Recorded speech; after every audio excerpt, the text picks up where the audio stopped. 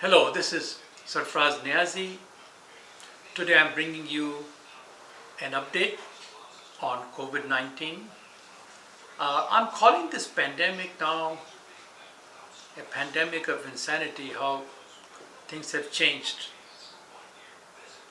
And I will share some of this current information with you to make you better educated and better able to take care of yourself. So, pandemics have been with us for thousands of years. The very first one that we record in the history as being a very large one came as the smallpox, which is about 3,000 years ago. Uh, the bubonic plague has come to us three times, 2,000 years ago, and then 1800s and 1300s, mostly from China. They all came in from China. The Spanish flu was started in US, and now since the last 100 years, okay, all of these pandemics have come from Asia.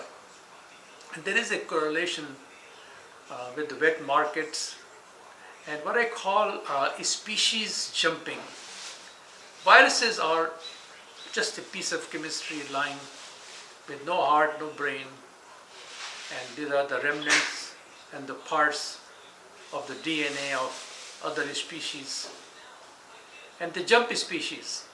So we had a avian flu, yeah.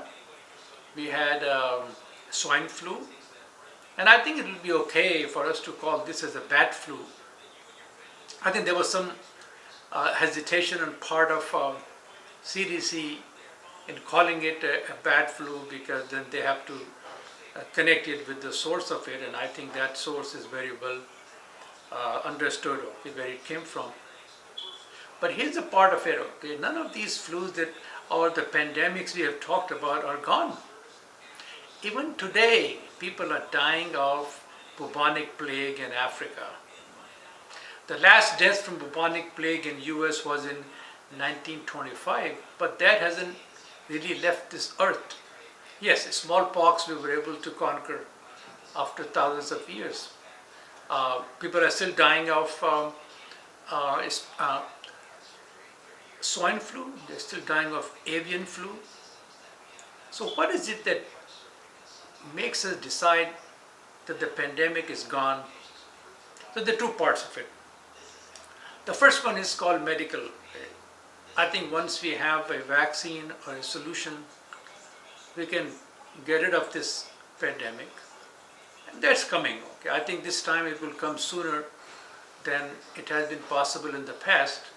And then every year when we will get our influenza vaccine, we will also get a little bit of it, the COVID-19 vaccine, and we'll be good to go.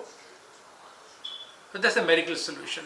Or we could have some medicines that can help us get out of this infection faster. Many have been tried and many more will be tried. I think a combination of some of the monoclonal antibodies might work, not necessarily to treat the disease, but to help us come out faster and improve the mortality rate. But here's the part that I want to talk to you about is how bad is it in US or Europe or across the world, and why some countries are doing better than others.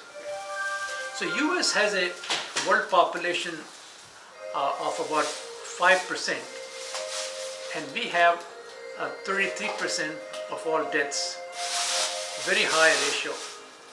UK has 1% of world population and about the same number of deaths as US.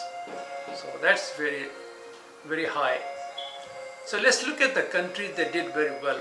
First of all those countries that were used to being monitored and disciplined. Look at all the East European countries and China. They did fantastic. China got rid of it almost. Okay.